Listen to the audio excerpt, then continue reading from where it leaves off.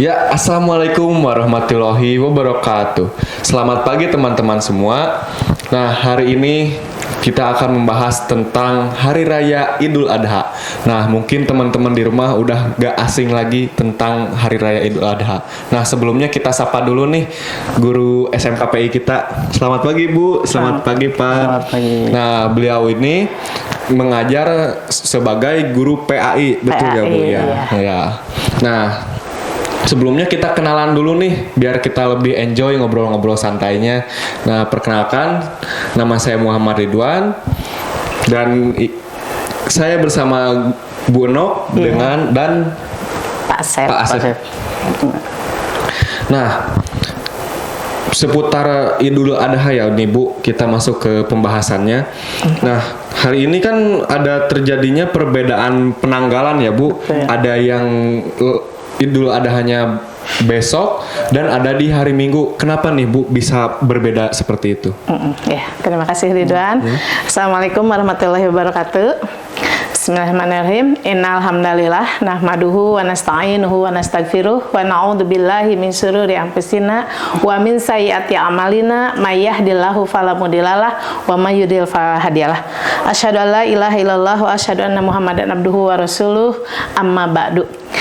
Terima kasih Ridwan. Ridwan gimana kabarnya, sehat? Alhamdulillah sehat. Pak Asep juga sehat ya? Alhamdulillah sehat. Alhamdulillah kita semua di sini alhamdulillah bisa berkumpul dalam keadaan sehat walafiat. Tadi pertanyaan dari Ridwan ya, bahwa kenapa sih tahun sekarang itu ya terjadi perbedaan pelaksanaan Hari Raya Idul Adha. Kita tahu semuanya bahwa ada sebagian masyarakat kita, yaitu organisasi Muhammadiyah diantaranya, yang melaksanakan saum 9 Zulhijjahnya kemarin, hari ini ya, dan pelaksanaan Idul Adhanya adalah besok hari. Sementara ada sebagian masyarakat lagi yang saum Idul Adhanya, saum 9 Zulhijjahnya besok, dan Idul Adhanya adalah hari Ahad atau hari Minggu. Kenapa ini terjadi perbedaan? Nah, kita sebagai kaum muslimin yang berada di negeri sendiri, kan sebagian ada yang sedang di sana di Saudi Arabia ya mereka sedang melaksanakan wukuf pada hari ini ya, hari ini sedang melaksanakan wukuf. Nah, apakah kita yang berada di negeri sendiri haruskah sama dengan mereka, kita wukuf pada hari ini dan pelaksanaan besok untuk Idul Adha, ataukah kita ada pandangan yang lain berdasarkan hasil ru'yah, berdasarkan hasil hisab. Hisab itu adalah perhitungan berdasarkan astronomi ya, bulan dan bintang. Kemudian hilal, ru'yah, yaitu melihat bulan ya, di mana kita bisa melihat, bisa di sini mah di mana, di Lembang mungkin ya, atau di daerah yang lain, di pantai yang lain, itu bisa melihat ru'yah, yaitu sebut bulan apa sudah terlihat atau belum. Kenapa? Karena ketika menentukan kapan Idul Adha, kapan Idul Fitri, selain dengan hisab atau perhitungan, juga dengan melihat hilal atau ru'yah tersebut, berdasarkan ru'yah tersebut. Nah, sekarang ada perbedaan. Bagaimana nih? Nah, mungkin Ibu akan menjelaskan ada 3 hal yang harus diperhatikan ya. 3 hal yang harus diperhatikan. Kenapa sebagian ada hari ini saumnya, besok Idul Adhanya itu berdasarkan hisab, yaitu perhitungan, dan sebagian lagi berdasarkan astronomi ya, ru'yah.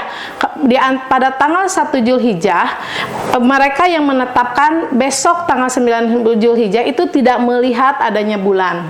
Nah, itu. Kemudian kalau kita melihat ke belakang berdasarkan sumber dalil akal dan nakli ya, dalil akal, akli dan nakli, itu kita melihat ada 3 aspek yang menjadi standar ketika Ibu misalkan, oh Ibu mah nanti 9 saumnya besok, 9 Zulhijjahnya, hari rayanya berarti hari Ahad. Nah, itu berdasarkan 3 hal. Yang pertama, penamaan latar belakang Arafah itu sendiri ya. Kan mungkin Ridwan, Ridwan hari ini atau besok saumnya? Hari ini sedang saum. Oh, besok berarti hari rayanya. Iya, betul. Pak Asep kapan hari rayanya? Hari Minggu. Hari Minggu. Berarti sama dengan Ibu ya. Berarti mengikuti kepada hisab ya. Kalau ibu berarti kepada ru'yah. Dari 70 organisasi yang mengadakan perhitungan berdasarkan hisab dan ru'yah, itu 70 organisasi ikut kepada pemerintah. Yang disepakati oleh pemerintah, yaitu besok saum tanggal 9 Zulhijjahnya dan hari Ahad atau hari Minggu besok melaksanakan penyembelihannya, yaitu hari raya Idul Adha-nya. Nah, melihat latar belakang ya, kata Arafah itu sendiri itu berdasarkan menurut Ibnu Abidin, Arafah itu berdasarkan yaumul ismun yaum sama ismun makani ya, berdasarkan nama hari. Arafah itu adalah nama hari dan nama tempat. Kenapa dinamakan nama hari? Karena pada hari Arafah tersebut berkaitan dengan peristiwa mimpinya Nabi Ibrahim yang menyembelih putranya, yaitu siapa? Nabi Ismail. Iya. Nah, pada hari itu, pada malam harinya kan Nabi Ismail mimpi ya. Diperintah oleh Allah untuk menyembelih putra kesayangannya, yaitu Nabi Ismail. Nah, Nabi Ismail itu, Nabi Ibrahim kan berpikir, apakah ini perintah Allah ataukah ini bisikan setan? Kok anak saya yang saya cintai, yang diinginkan ya Pak Setan, sekian lama kan Nabi Ibrahim itu kosong ya, belum punya anak, begitu tiba-tiba dikasih seorang putra yang sangat ganteng, kayak Ridwan ya gantengnya, kayak Ridwan ganteng gitu kan, soleh lagi ya, kok tiba-tiba Nabi Ibrahim yang ganteng dan soleh. Ridwan juga insya Allah ya ganteng dan soleh ya. Nah, Nabi Ibrahim berpikir, apakah ini bisikan setan ataukah ini adalah wahyu dari Allah? Dan ternyata pada pagi harinya yakin itu adalah mimpi dan perintah dari Allah. Nah, sehingga dengan berkaitan peristiwa itu bertepatan dengan tanggal 9 Zulhijjah ya. Nah, pada itu Nabi Ibrahim bermimpi itu pagi-pagi harinya yakin ini adalah perintah Allah ya. Nah, kemudian itu yang disebut hari atau tanggal ya, bertepatan dengan mimpinya Nabi Ibrahim. Nah, kemudian disebut dengan tempat ismun makani, yaitu tempat, nama tempat. Kan ada padang Arafah ya. Nah, di situ tempat bertemunya siapa? Nabi Adam sama Siti Hawa. Kan ketika Nabi Adam sama Siti Hawa diturunkan, diusir oleh Allah kan? Ya. Kenapa? Karena melanggar perintah Allah, melanggar larangan Allah. Kata Allah, latak robus sajarah, janganlah mendekati pohon itu. Tapi sama Siti Hawa dimakan, sama Nabi Adam dimakan, sehingga oleh Allah diusir. Nah, sekian lama tidak bertemu, ya kan? Kemudian bertemu lagi kan Siti Hawa sama Nabi Adam, yaitu di sebuah tempat disebut dengan Arafah. Nah, itu disebut dengan ismun makani, yaitu tempat, nama tempat bertemunya Nabi Adam dengan Siti Hawa. Itu yang pertama, yang melatar belakangi nama Arafah tersebut. Kemudian yang kedua, ada 3 loh. Ada 3, ini baru satu. Baru satu ya. Nah, lanjut lagi. Yang kedua, kenapa dinamakan Arafah ya? Jadi ini yang kedua itu ada sebuah hadis yang Siti Hafsah ya, Siti Hafsah salah satu istri Nabi Muhammad, ketika ditanya oleh para sahabat, apa sih kebiasaan Nabi Muhammad? Ada 4 hal kebiasaan Nabi Muhammad yang tidak pernah ditinggalkan. Pertama adalah saum Arafah. Saum Arafah. Kemudian saum Asyura. Kemudian saum 3 hari setiap bulan Hijriah. Kemudian qobla subuh, sholat qobla subuh, itu tidak pernah ditinggalkan oleh Nabi Muhammad, gitu ya Pak Asep. Nah, saum Asyura itu kan tis'a Asyura, 9 dan 10 Asyura. Sedangkan Zulhijjah yaitu pada 9 Zulhijjah, besoknya sebelum Idul Adha. Kemudian saum 3 hari yaitu pada tanggal 11, 12 dan 13 ya, setiap bulan Hijriah. Kemudian sholat qobla subuh. Rasulullah walaupun sedang mukim, walaupun sedang safar, tidak pernah meninggalkan sholat qobla subuh. Kalau qobla yang lainnya pernah Rasulullah tinggalkan. Kalau Rasulullah sedang safar ya, malah Rasulullah dijama, malah Rasulullah dikosor sholatnya gitu kan? Ya benar gitu ya. Nah, itu yang kedua ya, dari struktur kata bahwa Idul Adha itu Arafah itu adalah nama tanggal atau nama hari ke-9 pada bulan Zulhijjah. Yang ketiga ini ya, kenapa dinamakan Arafah ya? Nah, kenapa itu dinamakan Arafah? Nah, kenapa perbedaan gitu kan ya? Nah, Idul Adha dan Idul Fitri itu diperintahkan, sejarahnya itu ya, diperintahkan pada tanggal 2 Hijriah kenabian. Rasulullah hijrah, tahun keduanya baru ada Idul Adha dan Idul Fitri. Itu berbarengan ya perintahnya itu. Ketika Rasulullah datang ke Madinah, Rasulullah melihat kaum Yahudi sedang bersenang-senang, kaum Majusi sedang bersenang-senang, maka kata Rasulullah, umat Islam bersenang-senang pada 2 hari Id, yaitu Idul Fitri sama Idul Adha. Jadi kita bersukaria ya, sehingga disunahkan untuk memakai baju yang bagus, walaupun tidak baru ya Pak Asep ya. Tidak wajib beli baju baru, tapi wajib memakai baju yang bagus gitu kan. Betul. Nah, pada saat Idul Fitri kita bermakan-makan, senang-senang kan. Ya, Idul Kurban pun sama kan. Iya. Dibagikan semua dagingnya ke semuanya, nu kaya, nu miskin gitu kan ya. Orang kaya, orang miskin boleh semuanya makan daging Idul Kurban atau Idul Adha tersebut ya. Nah, itu. Nah, itu kenapa boleh? Nah, pertanyaannya, apakah wukuf di Arafah merupakan standar untuk melaksanakan saum? Tidak. Kenapa? Karena Idul Adha diperintahkan, disyariatkan pada tahun kedua Hijrah. Sedangkan ibadah haji ya itu disyariatkan pada tahun ke-6 Hijrah. Jadi duluan Idul Adha. Jadi tidak mengapa ketika kita menyembelih atau kita saum tidak sama dengan Saudi Arabia. Oh, oke. Kan perbedaan astronomis, betul Pak Asep? Apakah duhur di Indonesia sama dengan duhur di Arab? Tidak juga. Tidak, ya kan? Nah, sehingga tidak jadi masalah ketika ada perbedaan. Kok Muhammadiyah saumnya hari ini hari ini. Besok Idul Adhanya, ya nggak masalah. Itu berdasarkan hisab. Kalau berdasarkan ruyah ya tidak mengapa karena pengaruh dari bulan dan bintang. Nah, itu ya, jadi tidak mengapa, tidak menjadi sebuah perpecahan di antara umat Islam ya Pak Asep ya, ketika ada yang Idul Adhanya besok, ketika ada yang Idul Adhanya hari Ahad atau hari Minggu, nggak jadi masalah. Itu semuanya rahmatan lil alamin. Itu adalah keluasan ilmu yang ada di umat Islam. Mungkin itu ya sedikit dari kenapa sih terjadi perbedaan yang sekarang. Itu mungkin. Berarti melaksanakan ibadahnya bakal sah-sah aja ya? Sah-sah saja. Tidak sah-sah saja, tidak ada yang salah karena berdasarkan akal dan nakli yang ada. Ibu dan Pak Asep besok saumna Idul Adha Ahad berdasarkan ru'yah. Kamu misalkan Ridwan hari ini dan besok itu berdasarkan hisab. Jadi tidak ada masalah dan pemerintah pun tidak mempermasalahkan, tidak dikriminalisasikan kan? Boleh semuanya, hayu semuanya, asal pelaksanaan ibadah kurbannya dari mulai saumnya, besok pelaksanaan takbiran, sholatnya dan sebagainya dilaksanakan dengan khusyuk, dengan baik, dengan tertib gitu ya. Oke, kita sama ya. Sama ya. Nah, mungkin ada pertanyaan selanjutnya nih. Nah, mungkin sekarang sedang ramai ya dengan wabah virus yang melanda hewan peternakan nih.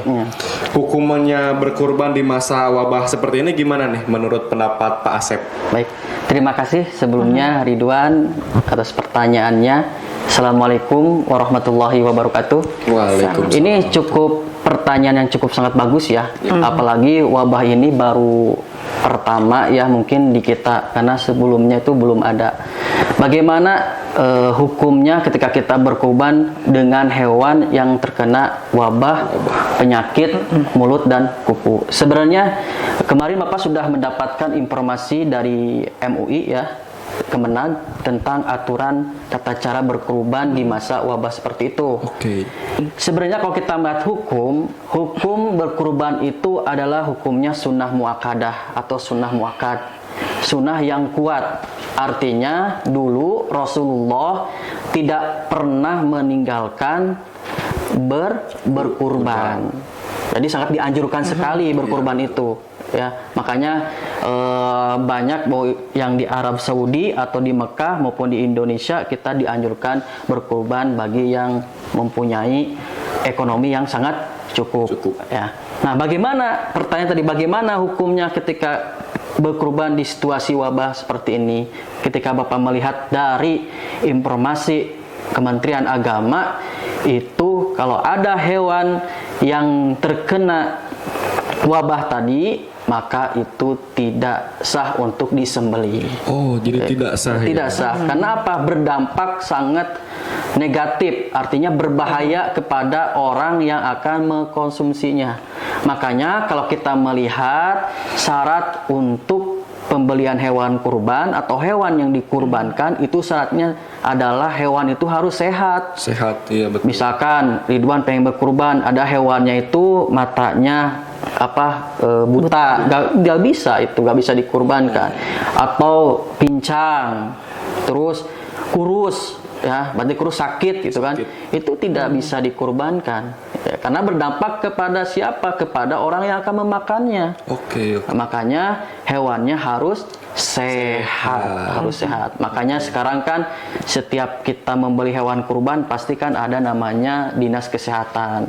Kita tanyakan dulu bagaimana ini kesehatan hewan kurbannya, bagaimana pengurusannya. Nah, disinilah kita perlu berhati-hati dalam membeli hewan kurban. Jadi sekali lagi, kurban itu hukumnya sunnah muakkad. Akan tetapi kalau misalkan ada hewan yang terkena wabah yang berbahaya yang tadi ya, kuku dan mulut, maka itu tidak sah untuk dikurbankan. Mungkin itu seperti itu, Ridwan. Oke, karena berdampak kepada berdampak kepada konsumsinya. Nanti bisa jadi tersebar penyakit juga ya. Apalagi ini penyakit yang sangat berbahaya ya. Betul. Bahkan ada hewan yang terkena wabah tersebut harus diisolasi. Seperti manusia yang terkena COVID. Itu kan harus diisolasi. Dia harus tidak boleh bersatu dengan hewan yang lainnya. Artinya di sini sangat berbahaya sekali ya. Itu. Oke. Nah, ada beberapa pertanyaan lagi nih. Sebentar, boleh Ibu nambahkan? Oh, boleh. Ya. Tadi juga kata Pak Asep yang PKM tidak boleh ya Pak Asep ya. Nah, juga satu syaratnya untuk binatang tersebut harus usianya. Oh, betul. Ya. Jadi unta itu yang musinah itu, yang sempurna itu ya, usia yang musinah atau yang sempurna itu adalah 5 tahun menuju 6 tahun. Unta itu. Kalau sapi 2 tahun lebih menuju 3 tahun. Kalau kambing menuju 1 tahun. Tapi boleh kalau seandainya sekarang kan ada PMK ya, yang sudah sempurna itu Mararati misalkan ya, terkena PMK. Aduh gimana ini darurat, boleh. Misalkan yang jad'ah, yaitu usia jad'ah, artinya belum mencapai usia 6 tahun, baru mau ke 5 tahun misalkan, itu nggak apa-apa kalau dalam keadaan darurat misalkan. Atau sapi belum usia 2 tahun lebih, maka boleh menuju 2 tahun, boleh usianya. Atau kambing, Pak Sep ya, wah hararese kamari di mananya, di daerah Jawa mana gitu kan, sampai ke sungai kan, dialung-alungkan ke sungainya. Nah itu karena PMK. Nah, karek oga ya 6 bulan, baru usianya 6 bulan, nggak apa-apa. Kalau dalam keadaan darurat misalkan ya, usianya sudah sempurna karena PMK. Nah, karena diisolasikan atau karena mati sehingga dikasungai-sungaikan misalkan, atau dijadikan pupuk dan sebagainya, maka boleh yang usia jad'ah tadi ya. Jadi boleh mencapai usia 5 tahun, sapi baru mau mencapai 2 tahun, kambing baru 6 bulan nih, 6 bulan lebih misalkan, itu boleh. Ya itu mungkin pas tambahannya sedikit ya. Nah, kadang kan di sekolah ada iuran seperti satu kelas nih, satu kelas kompak pengen kurban sapi nih. Nah, itu perhitungan pahalanya atau hukumnya bagaimana tuh? Kalau pembelian hewan kurban dengan iuran satu kelas, ada 40 orang misalnya. Yang namanya kurban itu ya Pak Asep sudah ada ketentuannya ya. Misalkan unta nih 10 orangan, sapi 7-anen, kambing saurangan gitu kan. Ayo kumaha ya rombongan yuk sapei. Satu PI, satu sapi. Sapei hiji sapi dah, kita kumaha gitu kan ya.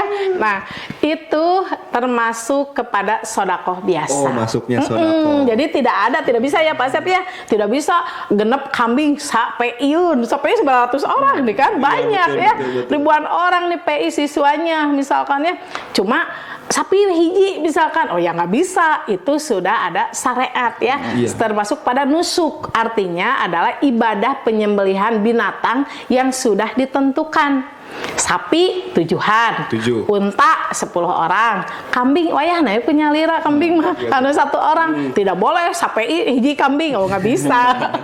Tidak sah itu namanya. Tapi ini di PI kan ada ya kemarin dikumpulin sama kesiswaan gitu kan ya, sama guru agama dikumpulin nih sama Pak Asep, ayo anak-anak, itu adalah dalam rangka sodakoh dan literasi ya, literasi akhlakul karimah, itu saja mungkin ya.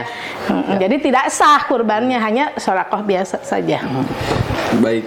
Nah, dalam setiap peristiwa nih atau ada kejadian seperti kita kan di SMKPI akan mengadakan kurban nih. Nah, apa sih hikmah daripada berkurban itu Pak Asep? Baik Ridwan, hikmah berkurban itu sangat luar biasa sekali ya, banyak sekali. Sebagaimana tadi dijelaskan dari Bu Nok ya, kisah tentang Nabi Ibrahim yang diuji oleh Allah untuk menyembelih anaknya yaitu Nabi Ismail. Nabi Ismail. Yang mana udah lama nih menunggu punya keturunan ya, sudah diberikan keturunan, Allah memerintahkan untuk menyembelihnya. Artinya di sini adalah hikmahnya itu ketaatan kepada Allah Subhanahu wa taala. Ya. Kita taat gak kepada Allah? Kalau kita misalkan taat kepada Allah, artinya kita siap mengorbankan apapun demi menggapai cintanya Allah Subhanahu wa taala.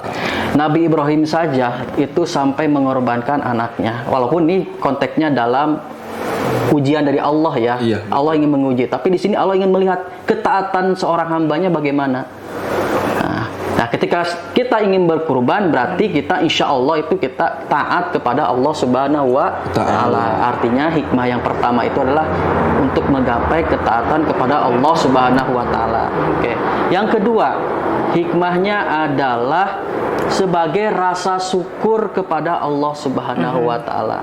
Atas apa? Atas nikmat yang diberikan oleh Allah. Sebagaimana dalam surat Al-Kautsar, ketika Allah memberikan nikmat banyak kepada kita, fasholli li rabbika wanhar, maka dirikanlah salat dan berkurbanlah. Misalkan Ridwan punya rizki, misalkan udah kerja jadi direktur, ini kan nikmat yang luar biasa ya. Betul. Sebagai rasa syukur kepada Allah, Ridwan, tahun depan saya mau berkurban. Sebagai rasa syukur kepada Allah Subhanahu wa taala. Yang terakhir, yang ketiga adalah untuk ketakwaan dan membantu sesama manusia.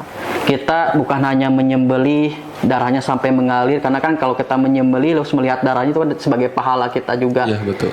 Dan bukan hanya untuk memberikan kepada orang lain saja, tapi di sini adalah untuk menggapai ketakwaan kepada Allah Subhanahu wa taala dan membantu sesama. Karena kita mungkin melihat di situasi pandemi seperti ini kan banyak ya orang yang kekurangan memakan daging misalkan ya, karena bahan pokok sangat mahal. Nah, inilah kesempatan kita untuk mendapatkan pahala sebagai kedekatan diri kita kepada Allah, sebagai takarub kita kepada Allah, yaitu dengan membantu sesama. Itulah hikmah dari berkurban. Itu Ridwan. Oke, apalagi di musim sekarang yang musim pandemi banyak yang krisis ekonomi. Ya, betul sekali. Nah, inilah fastabiqul khairat, berlomba-lomba dalam kebaikan. Bisa saling membantu ya. Betul. Nah, ada nih pengolahan daging kurban nih dibuat kemasan kaleng ataukah dijual. Nah, bagaimana nih hukumnya kalau daging kurban tersebut diolah nih, Bu Nok? Ibu katakan tadi bahwa kurban itu adalah ibadah penyembelihan yang ada aturannya. Ada aturannya, oke. Baik dari jenisnya, tata cara penyembelihannya, kepada siapa, dan bagaimana cara penyalurannya. Nah, tadi katakan kumaha lamun dikornetkeun, soalnya pada dikirim ke Ukraina. Ukrainanya? Ukraina. Nah, gitu kan. Nah, itu bagaimana? Boleh tidak? Nah, ibadah ini yang namanya kurban, yang namanya akikah ya, jenisnya kan tidak bisa semua binatang, tapi sudah ditentukan hanya unta dan sejenisnya, sapi dan sejenisnya, kemudian kambing gitu kan, atau embe misalkan ya. Nah, tidak bisa terus we kelinci, ya nggak bisa. Nggak bisa ya. Atau ayam jago aja, nggak bisa ya. Sudah ditentukan jenisnya. Kemudian kapan penyembelihannya? Sudah ditentukan, yaitu pada tanggal 10 Zulhijjah setelah sholat Idul Adha sampai tanggal 13 Zulhijjah ba'da asar ya. Aduh, nggak ada rezeki engke 15 Zulhijjah, boleh tidak? Tidak boleh, karena waktunya cuma 4 hari, 10 Zulhijjah, 11, 12 dan 13.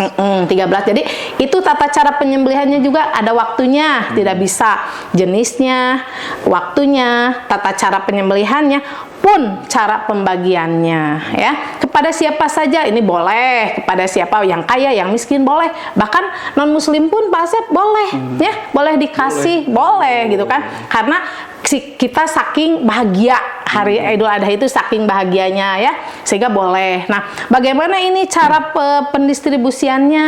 Nah, ini Rasulullah mengatakan bahwa pembagian daging kurban itu dan akikah itu adalah secara mentah. Rasulullah belum pernah pada saat itu dikornetkeun atau dimasaknya, dibagikan, digulai misalkannya, dibagikan. Belum pernah masa Rasulullah seperti itu. Tapi misalkan ya, itu belum pernah ya, intinya Rasulullah belum pernah dipasak, dibagikan. Jadi yang namanya akikah, yang namanya kurban itu yang di Rasulullah contohkan dibagikan secara mentah. Allah, ibu atuh kumaha, kan ayeuna negara-negara yang jauh membutuhkan misalkan ya. Nah, itu seperti apa? Atau misalkan kulitnya, misalkan kan ayah kulitnya yang suka dijual dan sebagainya. Nah, itu dijual, dagingnya juga dijual atau dijadikan buat upah. Itu tidak boleh ya. Tetapi kalau sudah diberikan kepada seseorang itu menjadi boleh. Misalkan ibu kurban, kata ibu teh Ridwan, ini buat Ridwan ping-pingna misalkan. Ku Ridwan teh dikornetkeun, dikirimkan ke negara yang sedang membutuhkan. Soalnya lamun misalkan atahna dikirimkan ke luar negeri pasti kan busuk. Kurban sudah jadi milik saya, dikornetkeun misalkan, itu tidak masalah. Begitupun dengan kulitnya. Kulitnya dijual. Naon sudah diberikan Pak Asep, ya kulitnya sok pejang Pak Asep, ku ibu tehnya sama Patia dua aneunnya cek ibu teh misalkan. Patia jeung Pak Asep ya bagikeun nya ku Pak Asep teh dajang naon atunya dijadikeun ieu hese we ngolahna ge. Ku ibu teh geus dikasihkeun ka Pak Asep jeung ka Patia, ku Pak Asep teh dijual we. Uangna we dipeserkeun jaket kulit misalkan.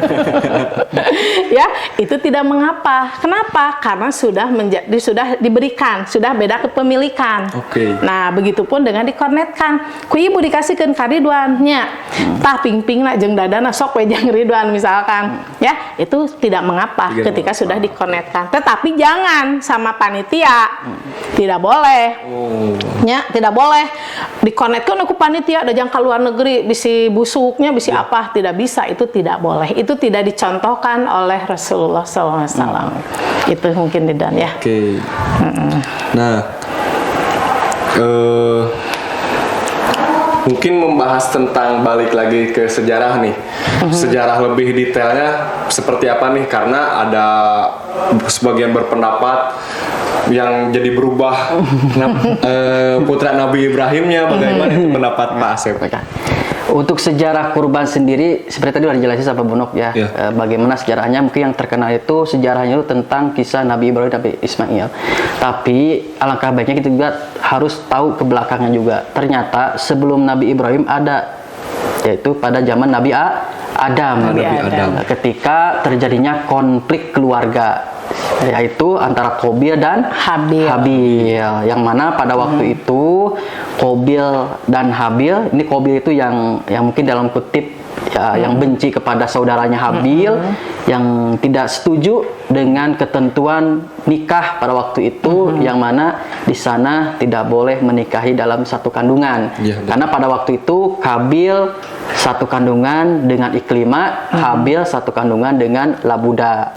Artinya ketentuannya berarti Habil harus menikahi dengan Iklimah, Qabil harus menikahi dengan Labuda. Sedangkan di sisi lain pada waktu itu Iklimah mungkin dari segi fisik ya Lebih cantik. lebih cantik. Lebih cantik. Atau bahasanya kerennya apa? Good Looking. Nah, good looking gitu kan. Nah, sedangkan Labuda sebaliknya. Sebaliknya di sisi lain Qabil sangat suka kepada saudaranya yang Iklimah, tapi kan ketentuan pada waktu tidak boleh. Tidak boleh. Iya. Nah, akhirnya Qabil ini protes ke ayahnya Nabi Adam, tidak mau. Nah, Nabi Adam mendapatkan petunjuk dari Allah bahwasannya Qabil dan Habil itu harus mengorbankan, berkurban. Oke. Qabil berkurban dengan sayuran, tapi sayurannya yang jelek-jelek karena dia tidak ikhlas. Makanya kurban itu harus ikhlas. Oke. Saya berkurban domba tapi gak ikhlas, akhirnya kepaksa, tidak bisa diterima oleh Allah. Itu kayak seperti Qabil. Qabil itu berkurban dengan sayuran, sedangkan Habil berkurban dengan ternak. Oh bagus ternaknya tuh, ya gemuk, sehat dan seterusnya. Pertanyaannya siapa yang akan diterima? Habil. Habil yang diterima karena tadi tidak ikhlas. Tidak ikhlas. Qabil itu sayurannya yang jelek, ya, yang busuk dan seterusnya. Akhirnya diterimalah kurban yang Habil. Karena tidak suka kepada Habil, Qabil ini terjadilah kasus pembunuhan. Nah, itulah sejarah lebih terperincinya tentang awal terjadinya kurban. Jadi sebelum terjadinya kurban atau perintah kurban, kisah Nabi Ibrahim dan Nabi Ismail ternyata sudah ada dulu juga, yaitu kisah tentang Qabil dan Habil. Ini sudah dijelaskan di dalam Al-Quran. Seperti itu. Seperti itu ya, karena teman-teman nih kita mungkin tahunya kisah Nabi Ibrahim. Iya. Ternyata ada sejarahnya dari ke zaman Nabi Adam. Oh, ya. Gitu ya. Itu. Nah, ada pertanyaan yang selanjutnya nih. Pada pelaksanaan sholat Idul Fitri nih, kadang yang namanya manusia suka lupa ya. Apalagi jumlah rakaat atau takbir dalam sholat Idul Adha. Nah, bagaimana nih pelaksanaannya jikalau imam lupa hitungan takbirnya? Apakah harus sujud sahwi atau gimana tuh? Iya, siap. Masalah takbir ya pada sholat Idul Adha, bukan Idul Fitri. Sama, boleh Idul Adha, boleh Idul Fitri. Sama kan, 7 takbir dan 5 takbir gitu kan. Betul. Nah, sebelum kepada sholat, takbirannya dulu kita bahas. Ya, betul. kapan kita diperbolehkan takbiran pada saat Idul Adha sekarang? Iya. Nah, untuk yang melaksanakan Idul Adha besok, berarti Ridwan takbirannya dari tadi subuh. Tadi subuh. Sampai tanggal 13 Zulhijjah. Asar, waktu asar. 4 hari kan takbirannya. Nah, kalau ibu karena Ahad Idul Adhanya, jadi besok mulai takbirannya. Setelah subuh, tanggal 9 Zulhijjah ba'da subuh sampai nanti tanggal 13 ba'da asar. Nah, itu tata cara pelaksanaan takbiran pada saat Idul Adha. Nah, ini bagaimana nih pelaksanaan sholat Idul Adha dengan Idul Fitri? Kan ada 7 kali takbir. Yang pertama, rakaat pertama 5 kali takbir. Rakaat yang kedua, bagaimana kalau lupa? Manusia itu al-insanu ma'al khoto kan, penuh dengan lupa dan dosa. Bener. Allahu Akbar, itu kesabarahannya. Nah 3, nah 4, nah 5 gitu kan. Ya. Iya, betul. Itu bagaimana, apakah harus sujud sahwi atau tidak? Ya kan, kalau sholat biasa kan harus sujud sahwi ya Pak Asep ya. Allahu Akbar. Apa tehusu karena sholatnya tehusu jual atahiyat tuh inget-inget karena astagfirullahaladzim. Nah jual atahiyat deh inget-inget pas assalamualaikum. Tadi teh seberapa rakaat sholat teh gitu kan ya. Kadang suka lupa, ibu juga suka lupa ya. Ingat segala gitu kan. Ingat segala macam pokoknya. Jadi lupa kan.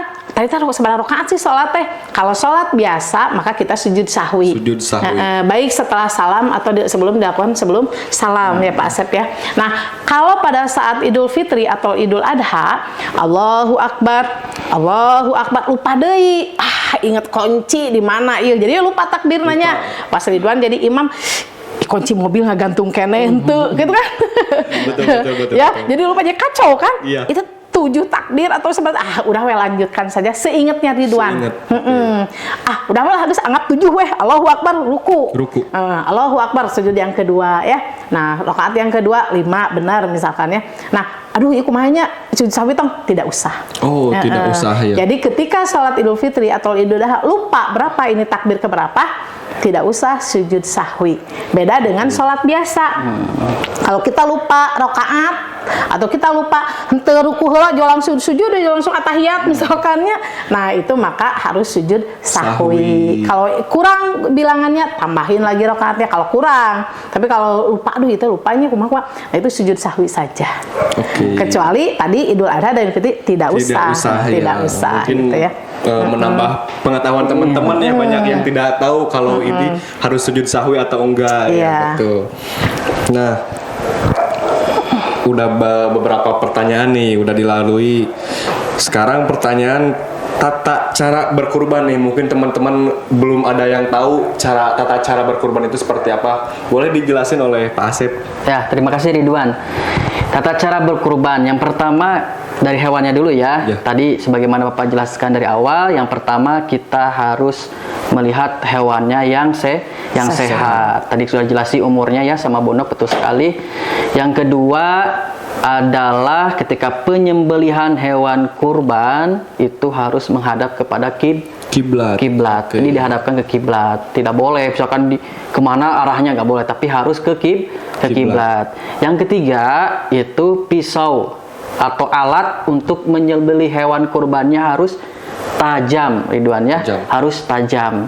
Karena gini, kalau misalkan pisaunya tidak tajam, itu akan menyakiti hewan yang dikurbankan atau yang disembelihnya. Kasihan juga kan? Ya sudah tajam, jangan lupa berdoanya ya, karena kan sesuai dengan syariat Islam. Kalau kita berkurban tidak pakai doa, itu posisi hewannya bukan hewan kurban tapi hewan bangkai dalam Islam, karena tidak sesuai dengan syariat Islam. Ya, maka yang pertama ya tentunya kita awali dengan baca bismillah, baca sholawat Nabi, baca takbir tahmid 3 kali, terus membaca doa penyembelihan hewan kurban. Sudah semuanya dilaksanakan, jangan lupa kita untuk membagikan kepada orang yang membutuhkan. Gitu. Mungkin seperti itu Ridwan tata caranya ya. Udah clear nih ya buat teman-teman supaya lebih tahu lagi nih tentang Idul Adha. Nah, mungkin ada pertanyaan yang terakhir nih. Dalam pelaksanaan berkurban atau kita ingin kurban nih, kurban kambing atau sapi. Nah, katanya itu tidak boleh gunting kuku. Bagaimana ini hukumnya, apa benar atau tidak? Iya, betul. Bagi kurbani atau orang yang akan berkurban, Ridwan berniat mau berkurban. Iya, betul. Jadi sebelum masuk Idul Adha itu sudah ada niatan. Disunahkan, betul tadi kata Ridwan, disunahkan untuk tidak memotong kuku dan memotong rambut. Tapi tiba-tiba pas tanggal 5, tanggal genep Ridwan teh sakit yang mengharuskan digunduli rambutnya misalkan ya. Nah, itu hukumnya menjadi makruh. Tiba-tiba aduh ya kagencet tangannya kan buruknya, misalkan harus dipotong kukunya ini padahal tanggal 5-nya belum tanggal 10 Zulhijjah misalkan, belum menyembelih kambing, baru tanggal 5 kagencet kukuna yang haruskan dipotong, maka itu tidak haram hukumnya tapi menjadi makruh saja. Kalau idealnya disunahkan tidak memotong kuku, tidak memotong rambut sampai si hewan kurban Ridwan tersebut disembelih. Misalkan setelah sholat Idul Adha ya. Kan sholat Idul Adha itu lebih cepat ya karena pengurusan hewan kurban. Misalkan jam 8 beres, misalkan jam 8 disembelih hewannya. Maka setelah selesai penyembelihan Ridwan jam 10, jam 11 sok potong eta kuku boleh. Potong rambut dan potong bulu-bulu yang lainnya boleh ya. Itu. Tapi kalau misalkan darurat kayak tadi Ibu sebutkan, iya tangan teh juga kajepit yang mengharuskan pada karek tanggal sebenarnya tanggal 8 misalkannya baru tanggal 8 tapi kajepit panto yang mengharuskan kukunya dipotong, maka tidak mengapa dipotong dan itu termasuk hukumnya makruh. Makruh. Gitu. Oke. Ya, jadi tidak jatuh haram ya Pak Asep ya. Ya. Berarti harus ada penyebabnya ya. Penyebabnya. Betul.